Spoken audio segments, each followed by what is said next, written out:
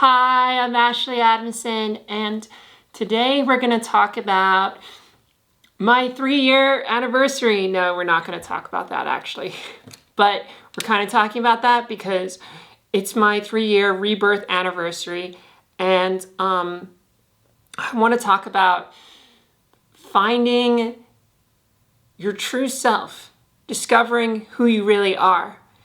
This is something that we all kind of go through, especially as we transition. It's sort of put under a magnifying glass, wouldn't you say? This way that we put so much attention over understanding who we are. And it kind of like, it's a thing that you would think sounds simple, but it's probably one of the hardest and most intensive personal development tasks, because you have to put a lot of energy into shifting who you think you are and letting go of that portion of yourself, which involves the ego, and then allowing this new version to emerge from the formlessness of the earth, of your substance that you've created or are actively creating. If that sounds too abstract, don't worry. We're going to get into like some more details. But hi, welcome to the show. I'm Ashley Adamson. I already said that. So I want to talk about this because I think a lot of trans people, especially people who are starting out, don't really know who they are. But even when they find out who they are in terms of their transition, it's a continual process of rediscovering who you are and kind of unfolding this story and narrative of how you process yourself. So today is my 3-year rebirth anniversary, and that's why I'm talking about this topic, because 3 years ago, exactly to this day, I finally sunk into, oh, this is me. And it was quite a visceral experience, so it might be an interesting story. And we're going to talk about my story, but we're really going to talk about kind of like this inner sense of finding who you are and how you get there, and what sort of tips we might discuss in figuring out how to work with that piece. So 3 years ago, I was at a festival, and my intent was to discover more about my gender. I identified as non-binary for several years, and I just started hormones at the beginning of the month. And at the music festival, I had an experience where I was dancing. I was like right at the sunset of the stage, and there was a woman DJing, which is actually pretty rare. And it was just so beautiful seeing the purple lights and the hazes of smoke, and everyone was dancing. A friend of mine handed me this giant rainbow flag, and I was dressed as a woman and like openly. I actually have a picture. See if I can just pull this up here. Oh no, it's like lost in my, wait a second, my Instagram. I have a picture of it. So I was like waving this rainbow flag, and it was quite a thing because it made me realize how safe I was. And here is the picture of me with the rainbow flag at the festival, and here's me waving it.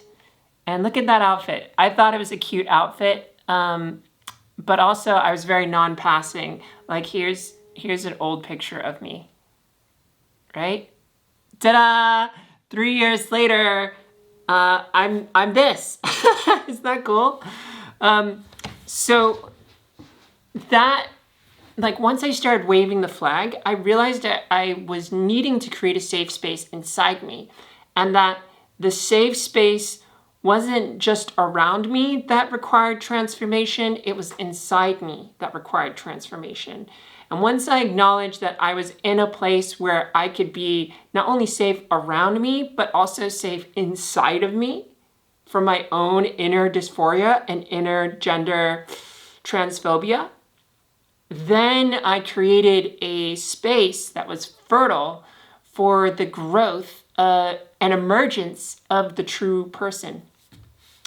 And I was dancing, and I was with some friends, and there was like this moment where this kind of music rose up, and I was playing with energy. I do energy work, so like Tai Chi, but not.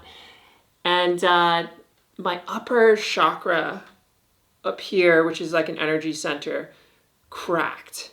And what I felt was liquid consciousness just fall right into my body. And it felt like someone poured water on my head. It was cold, it was warm, it was my being, my spirit. And it created this moment where the non-binary self, that was my day-to-day self, suddenly met this pure feminine being that was also me. And I don't know if there's any other way to describe it, but imagining this sense of having an I, like I am me, but having two versions of those people witnessing each other. So I had my non-binary self and I had the new her that kind of slipped in. And that was my moment. That was my moment where I felt completed. Like I felt like, oh my God, at last, that authentic feminine energy that I was looking for has now emerged. And now I have to figure out how this calibrates within my awareness of myself. And it actually took me several months to integrate this feeling because I was so identified with this older version of myself that it was hard to shift into this new version of myself. And there was a personality difference in that she is very, very direct, whereas they were kind of more kind of like walk around the thing. And now that I am her, I understand what that means. It's just like, girl, we don't have time to beat around the bush. We just got to do things. So that changed my life. And that was the beginning of my realization of who I was. I'm a woman. I can't hide it. I can't avoid it. This is me. And I had several times before that where I saw her in the mirror, but that was the emergence where there was the complete shift and change. And I had to just acknowledge and move forward. So for you, wherever you are on your journey, there's a few things to consider. The first thing is, like, it takes effort to find out who you are. So how can you make space to be able to focus and concentrate on you and taking care of you? And then more importantly, when you're there, how can you feel safe within yourself?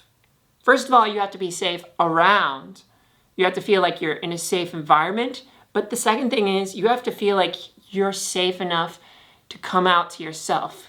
I know that sounds super weird, but you would be surprised how much aspects of the ego want to keep things the same and see any change or shift as a threat to its own existence, as if it's trying to not die. You know, like in Buddhism, how they talk about the ego and the ego death, and in shamanism and things like that. Like there is an ego death that has to happen in one's transition. One has to let go of themselves in order to allow something new to emerge and blossom, because we only have so many resources. I can only really have one voice. I can't speak two voices. I actually had this experience, and I gave advice to someone yesterday actually about coming out at work. I said this: the longer you don't come out at work, the more you're going to create this separate track of two different people, and that's going to take a lot of energy switching back and forth. So it's my suggestion that you merge these two things and really trying to be one person and whole, because that's going to allow you to become. I digress. But like, where can you create safety in your life where you can start to cultivate inner safety? And once you create that inner safety, are you ready to do the deep inner work of letting go of who you think you are and kind of like at times feeling like it's burning down because it hurts to let go of things that you have become attached to, regardless of if they're good or not?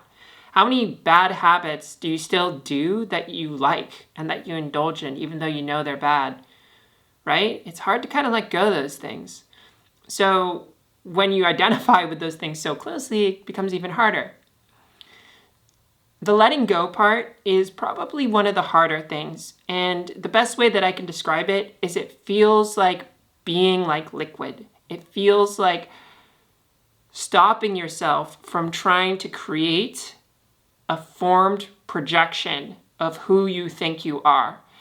And I think for a lot of early trans people, this is something very easy to kind of get stuck with, because you think, well, if I am actually, like for me, this is something I thought, if I am actually a woman, then I'm going to have to face all of these things I don't want to face. Like, am I pretty? Am I going to be accepted? I'll never pass. People will never accept me. I'll never find the right mate. I'll always be ugly. I won't have a good job. I won't be able to get a job. Like, there's all these narratives that we can build to make it so dangerous to accept something that may actually be our truth. And most people don't even get this far. Like, you're looking at a video about trans people, so you've made it, congratulations, you've made it far enough to even be able to consider this if you're not already much further along the path. But this is where we can get stuck, and this is where we can spend years trying to figure it out. I was non-binary for 2 years, not because, in retrospect, not because I didn't already know that I was a woman. It's because it was too frightening and too extreme to just jump into the pool and say, you know what, I'm a woman, that's it, we're done. It took me 2 years of gradually coming to acceptance of my position until I was on hormones for me to accept that I was a woman. I was already on hormones. Like, come on, there's signals everywhere. But I mean, like, you know, you can be non-binary and take hormones too. You can also be a trans man or trans woman and not take hormones. It's totally fine.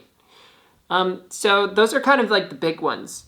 Like finding a safe space and also creating a safe space inside yourself. And then that last one that I just touched on is like dealing with the projections, being able to let go of to recognize that you're creating a projection and then letting go of that projection.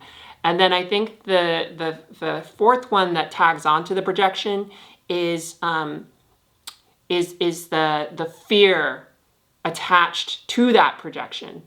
What I mean is, if being trans and admitting that you're trans and even admitting that you're binary trans has loaded meaning to it, as in like it's dangerous to be trans, then that's going to make it a lot harder for you to embrace your identity as trans, because there's too much more at stake that your ego is afraid and it wants to protect itself. It's a natural human thing, right? So if you've gone through this process, I'd love to also hear from you about how that's worked for you. And if you're reading the comments down below, like check them out, because people write some amazing little miniature life stories and essays in there, and I think it's super resourceful.